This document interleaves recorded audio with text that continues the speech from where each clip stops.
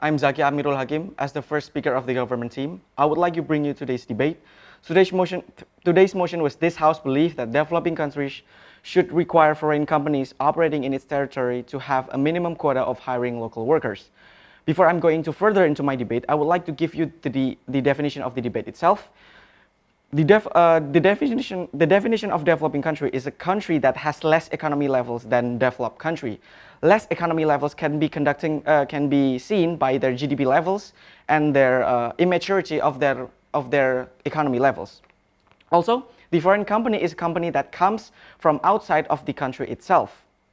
And in here, they're using our territory, which could be land, water, or the resource of our land to use as their business processes.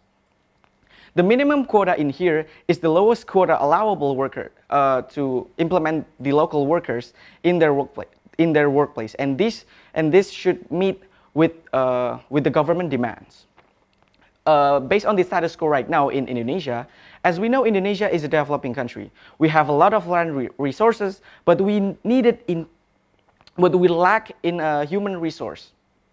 With our great resource, such as land, oil, minerals, foreign company bring their workers to our land. This is we could see as the evidence as Chevron, Exxon, PetroChina, Petronas.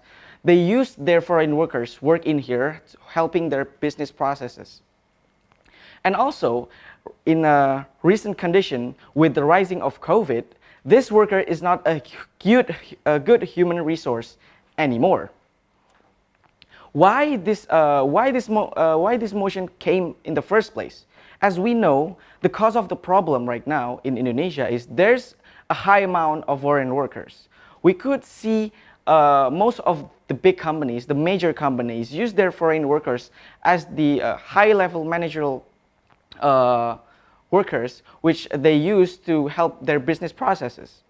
And the unemployment in our area is still high, especially where the foreign company pops up. We could see this the evidence in the location where the oil rig, the major energy resources, they still use local foreigner people, and this is not helping the locals.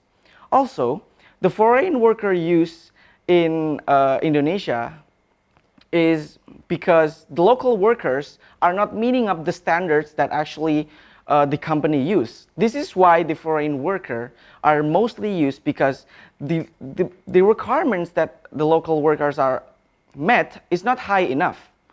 This is why we propose a mechanism that foreigners in this case, they are only used as trainers. They teach and they certify the locals to be set up to meet the requirement standards that are actually applicable to work at the company. Or, in this case, the extreme case, if this needs to be applied, the locals were flown to abroad to the specified location or the trainer based on their company to receive certification and then bring back to work in here. Why we applied this two extreme mechanism? Because our goal is trying to create a work field for the locals to grow, eliminating the poverty and unemployment, and also educate the locals in the process. If this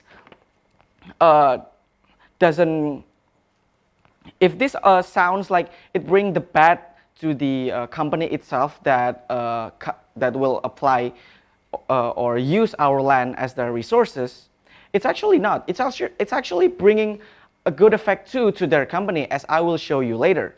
This is why it's important to set up minimum quota per company, and we as a government will tailor the requirement based per company, because it's important and it's urgent based on the recent condition. Moving on to my argument, when our mechanism is applied, there will be overall improvement on the economy in the land where these companies settle. As we could see, the reasoning why we implement this kind of methodology at the first place is to improving the overall economy of our nation. The company itself will use the human resources, teaching the locals. whether it's improving on their economy levels. And also, they will be taught on how to work on the company itself. If it's oil company, an oil rig, well, there will be welders, there will be installators, there will be engineers. The engineers and other kind of the people that used to work at this oil rig, for instance, they don't have to be brought outside. This is great a benefit to the company itself, since the locals, they don't if they were used locals, they don't have to spend their spending on their accommodation, transport, so on and so forth. But when you use foreigners in this instance, the company itself needs to be spending more on accommodation, transport, and other kind of things that the foreigners need. Evidence for this one, we could see an oil rig. Most of an oil rig company, all of the workers mostly are brought from another area, but mostly they were foreigners. But if we implementing this solution and use locals, this could cut costs to their business processes and also helping the locals to growth. We could see this in Chevron Duri plant.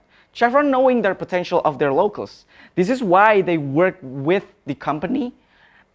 This is why they work with the locals, because they know that their plant need more people. Rather than just bringing the foreigners, they brought the locals.